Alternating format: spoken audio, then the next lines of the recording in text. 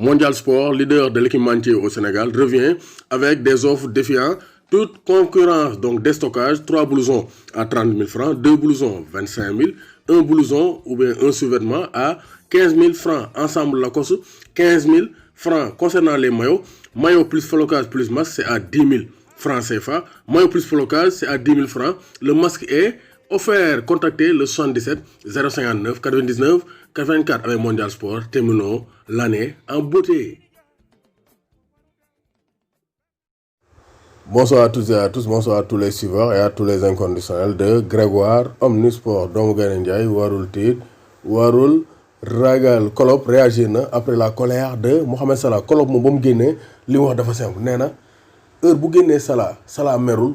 moom boobu lay commencé am lu ko jaaxal am xel ñaar mais tant que muy génnee Salah di mer ça veut dire que c'est normal parce que nee na Salah c'est un buteur heure bu ko génnee day mer parce que Covid-19 la am mu joué 66 minutes Atlanta ñëwaat joué waat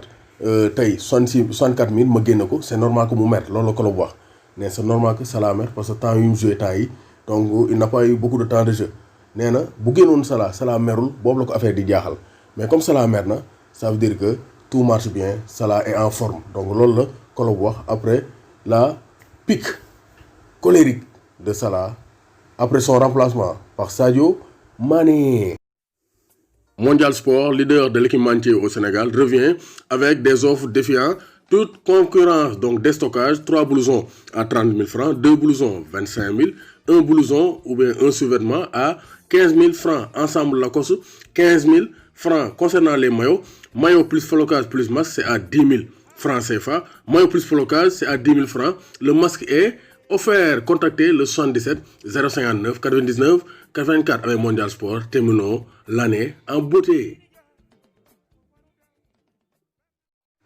Bonjour à toutes et à tous, bonjour à tous les suiveurs et à tous les inconditionnels de Grégoire Omnisport. Doomu Gaynde Njaay warul tiit warul ragal. Armando Maradona kenn du ko fàtte. Cheikh Wade, ancien entraîneur et ancien joueur ici au Sénégal, mooy wax tey li mu xam ci Maradona li mu xam ci Pelé mais aussi différence entre football moderne et football donc d'hier parce que gis nañ ne différence bari na entre le football des années 80-90 et le football des années 2000 et 2010. Donc Cheikh Wade qui est un ancien entraîneur moo xam ne bu baax football donc a été contacté par Grégoire donc interview laa ko defal laaj ko lan mooy différence entre Pelé et Maradona parce que ñoom ñaar depuis bañ nekk xale da leen doon comparer Pelé et Maradona qui est le meilleur. Pelé Maradona qui est le meilleur mu ne ñoom ñaar bu leen comparer footballistiquement c'est difficile à comparer ñoom ñaar pour nga dissocier leen day métti parce que ñoom ñaar ils avaient la possibilité de gagner le match donc avec leur talent ñoom mën nañoo gagner match ñoom kese te gis nañ ko Pelé a remporté la coupe du monde très jeune en 58 il remporte son premier trophée de coupe du monde alors qu'il n'avait que 18 ans alors que Maradona qui est né en 1960 a gagné sa première coupe du monde à 26 ans en 1986 donc ñoom ñaar aussi ils ont eu l'occasion quand même d'être l'un des meilleurs joueurs de l'histoire mais nee na fenn rek leen mën a comparer mooy du point de vue sérieux attitude nee na caractère Pelé moo gën a positif bu Maradona nee na Pelé moo gënoon am attitude professionnelle moo gënoon professionnel Maradona neen foofu daal la ko Pelé di roy mais du point de vue talent ñoom ñaar ils étaient de courte taille ay ndaama lañ woon feesoon nañ ils étaient physiques ba pare football kenn daaxu la woon ko ils étaient capables de dribbler d'un camp à l'autre mën nañoo dribbler terrain bi yëpp muy Maradona muy Pelé moo tax nee na ñoom ñaar pour comparer leen day xaw a métti mais nee na Pelé moo gën a nekk buteur moo tax Pelé moo ëpp ay buts jéego Armando Maradona parce que Maradona il était plus numéro 10 que attaquant de pointe alors que Pelé il était beaucoup plus buteur que Diego nee na loolu daal mooy différence sinon ñoom ñaar seen talent dafa jéggi dayoo sont les deux meilleurs joueurs de l'histoire du monde à jamais donc loolu la wax différence entre Pelé et Maradona parce que nee na Maradona moom seetaan na ko parce que 82 seetaan na ko 86 seetaan na ko 90 nee na 90 c'était la coupe du monde de l'Argentine encore dafa waroon def doublé mais gars yi jàpp ñu dañ leen a xeex ils ont donné un penalty à Rudy Völler Brema ñëw égal dugal ko nee na temps yi Maradona kenn mënu koo téye moo ko Caniggia ñu ñëw 94 gars yi leer na leen ne Maradona ak Caniggia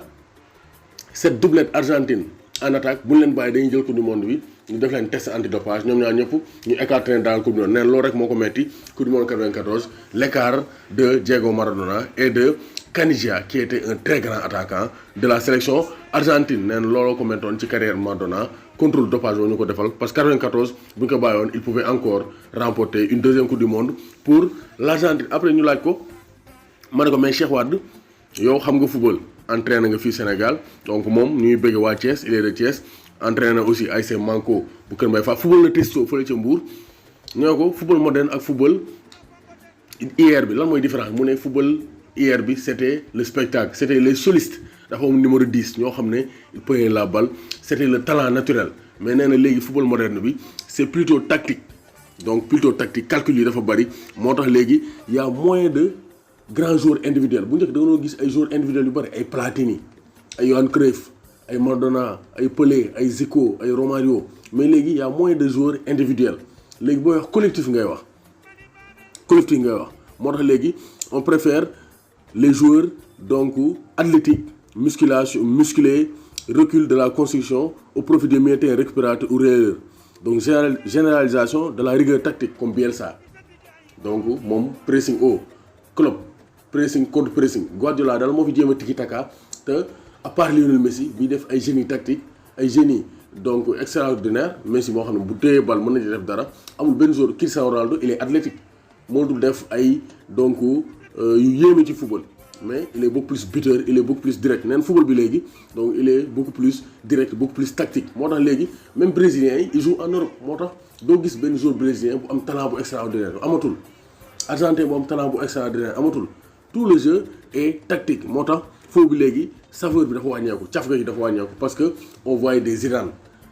des joueurs moins rapides bu njëkk joueurs yi gaawuñu woon trop ils étaient moins rapides mais avec beaucoup plus de talent mais léegi joueurs dañuy gaaw ils marquent plus mais avec moins de génie voilà donc loolu la wax nee na y a une différence vraiment entre le football d'hier et le football d'aujourd'hui nee na football aujourd'hui est moins spectaculaire alors que bu njëkk gars dañ doon béggee football bi parce que c'était beaucoup plus donc imaginatif gars dañ doon créer action di créer ay but mais léegi donc c'est un football beaucoup plus direct on regarde seulement l'efficacité moo tax donc les férus du beau football donc vraiment actuellement ñu ngi souffrir au profit du football pragmatique loolu la Cheikh Wade wax comme différence donc kooku mooy Cheikh Wade actuellement mu ngi Espagne c'est un grand connaisseur du football donc il a accordé un entretien avec Grégoire mu pose que ñaari questions yi ci Maradona ak Pelé mais aussi différence football moderne ak football actuel doomu Gaynde Njaay warul tiit warul ragal ñuy xaar seen réponse en commentaire quelle est la différence entre le football moderne et le football d'hier. Cheikh Wade aussi laaj nañ ko lan la xalaat ci décès Pape Bouba Diop bi mu ne mu ngi koy naqarlu bu baax a baax parce que vraiment Pape Bouba Diop kenn tudd football Sénégal bàyyi ko ginnaaw parce que il a marqué son époque 2002 2004 2006 il a été exceptionnel te ba léegi Sénégal moom milieu de terrain profil Pape Bouba Diop c'est rare parce que un milieu de terrain qui marque 11 buts en équipe nationale du Sénégal c'est rare ñu gis ko les attaquants marquent plus mais Pape Bouba Diop loolu moo ko doon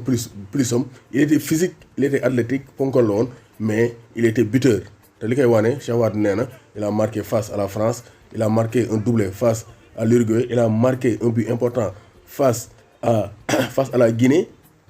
un but important pour la qualification en demi-finale il a marqué aussi un but important en demi-finale de Coupe d'Afrique des Nations face au Nigeria nee na Bouba Diop vraiment te kenn mësu koo dégg ci coow donc c'est un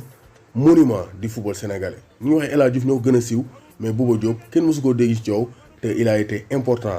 dans le succès du Sénégal bu Sénégal demee ba ñu xam ko ci monde bi c'est en grande partie grâce à Bouba Diop qui a marqué le but important face à la France donc loolu la Cheikh Wade tëjee ci interview bi ñu ko defal donc maa ngi bëggee donc waa Espagne yëpp mbokk Cheikh Wade waa Thiès waa Mbour Testo waa ASC Manko bu Kër Mbaye Fall maa leen di bëggee di leen di jaale toujours toute la famille de Pape Bouba Diop yàlla na ko yàlla yërëm